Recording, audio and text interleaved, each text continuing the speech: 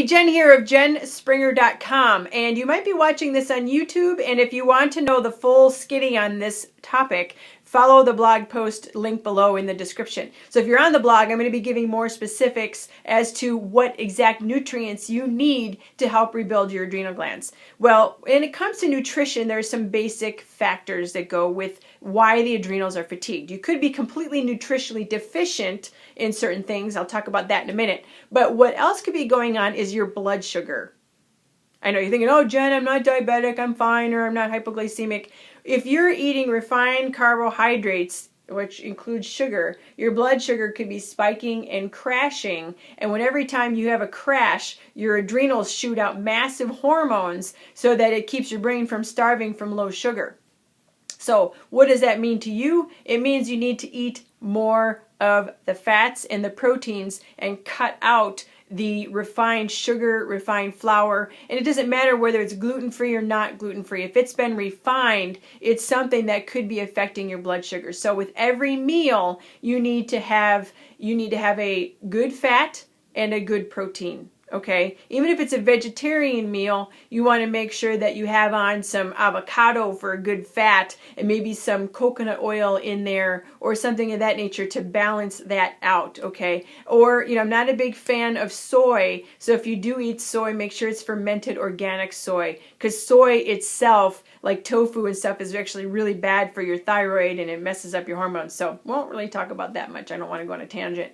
But make sure you have a good fat or protein, which could be fish, chicken, could be beef, elk, game. I love game. It's probably my preferred meat of all. But with every meal, you want to have, this combination of things. Now, my rule with carbohydrates, whether it's rice or quinoa or pasta, if you can eat wheat, is no more than a half a cup of that starch for your meal. I know, some of you are cursing and you're pissed because you're like, I like that big bowl of spaghetti. Well, if you like spaghetti, do a spaghetti squash and then mix in some noodles with it and have it 50-50 of spaghetti squash noodles and regular noodles. I mean, there's always a solution, right? Don't complain. That doesn't resolve anything except make yourself frustrated. So my rule of thumb on the plate is, so here's your plate. Your protein and your starch, the starch should never be bigger serving than the protein, okay? And then your veggie, the green stuff, can be any limit of any size. Cauliflower, broccoli, or bok choy, or spinach, or whatever it is, can be as much as you would like. Okay, so that's the nutrition piece of it. Now, well, it's actually like the food part of it. But the second part is, what nutrients could you be missing that could be, affecting your adrenals? Well, magnesium and zinc are two very important minerals for the adrenal glands. So make sure that you're getting those. And I'm going to list some sources for that in the blog post. But, nuts and seeds are very high in minerals. I also love juicing. When I juice, I'm getting all those minerals right there in the juice. And there are also some mineral supplements that I do take. I do take magnesium as a supplement because my body doesn't get enough and I get wired up and I just don't feel like, I feel agitated when I'm low in magnesium. So that's one of the things. Zinc, very high in pumpkin seeds, yes. Pumpkin seeds very high in zinc. Shellfish is very high in zinc. I don't really advocate taking zinc as a supplement specifically by itself because if it gets off whack, it can mess you up. So if you take a macro mineral and if there's zinc in there, that would be fine, okay? So those are some of the minerals. Vitamin C is probably one of the biggest things. The adrenals store your vitamin C, and it's a really big factor why people get the adrenal fatigue. I personally take 1,000 to 2,000 milligrams of vitamin C a day. I do not take them at the same time, or you will have a exciting experience in the bathroom. Vitamin C can work as a laxative, so can magnesium. So if you do like a big wad of magnesium and vitamin C together, it's like a bad deal. So break up the vitamin C. I do it about 500 milligrams at a time, or I'll sip it for a long time throughout the day if I do like a, some type of drink that's got vitamin C in it or whatever. So those are, a couple of the important things. Another thing that's very important for the adrenal glands is a very strong B complex. Very strong. It's got to be like, when I look at the labels, I want to see thousands of percents a day of the RDA in that listing on the label, because the B vitamins are critical for what the adrenals do. Okay, Everybody needs a B vitamin in my opinion. I don't know what that's worth. I'm not diagnosing or prescribing. I'm here to educate you. But I feel that B vitamins, just because of the way we eat nowadays, everybody, in my opinion, for whatever like I said, that's worth, B vitamins hands down, very important, okay? So you got your B's, you got your C, you got your magnesium, you got your zinc. Now let's talk really quick about some things that help balance your blood sugar and help your cellular integrity a little bit more. Essential fatty acids. EFAs, omega 3, 6, 9. Omega 3s are what most people are low in. So how I get omega 3s? Well, some people like to do cod liver oil or fish oil. I love chia seeds or flax seeds. Those are excellent sources as well. Fresh fish, salmon, which is not always easy to get, wild caught salmon, farmed salmon. If it's not bright pink, you're definitely not getting a lot of omegas from that. When you cook your salmon, it should get that wonderful white stuff on the top of it, which means it's full of omega fats. So there you go. Oh, grass-fed beef and grass-fed chicken or grass-fed, chickens that lay eggs are also high in the omegas as well as vitamin A. So there you go. So that's that part of it. Now let's talk quickly about herbs.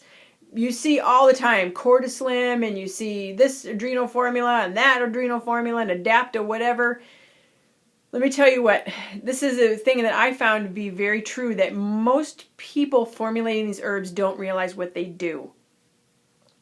So what happens is, if you're not taking a general adrenal herb or nutrient that's specific for, they call them adaptogens for the adrenal glands, you are possibly affecting your hormone levels in a bad way for your adrenal glands. And what I mean by that is, some people, everybody thinks their adrenals are producing too much cortisol, too much stress hormone. When I have found, when I've tested my clients, that most people are the opposite. They're actually into adrenal, like phase 3, adrenal fatigue or even exhaustion, and they have no hormones.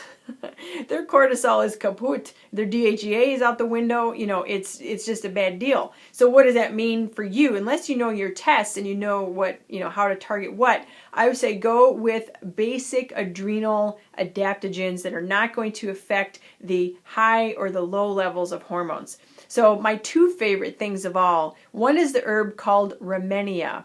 Kind of hard to get, but it's actually one of my favorites. Sometimes you can find it in teas and things like that. Rhamenia is one of my favorites, but the other one that I like actually a little bit more is called the Ningxia wolfberry. Now, the Ningxia wolfberry is something that is a little food. It's been used for thousands of years in Chinese medicine to nourish the qi in the kidneys. I'm pointing to my kidneys, you can't really see them. That's where the adrenal glands are on top of those. And it nourishes the qi and helps your life force and all that. So I actually prefer those little berries. That's my favorite way to go, because I know it's going to be giving me also some of those other nutrients that I just talked about, like amino acids are in there as well, very important for the adrenals. The adrenals are very much related to your brain and your serotonin levels, because they're, affected. Adrenaline, noradrenaline, going into all of this, they're big factors in a lot of things, and when they're off, you can be really off. Serotonin levels are, your serotonin, which is the feel-good hormone,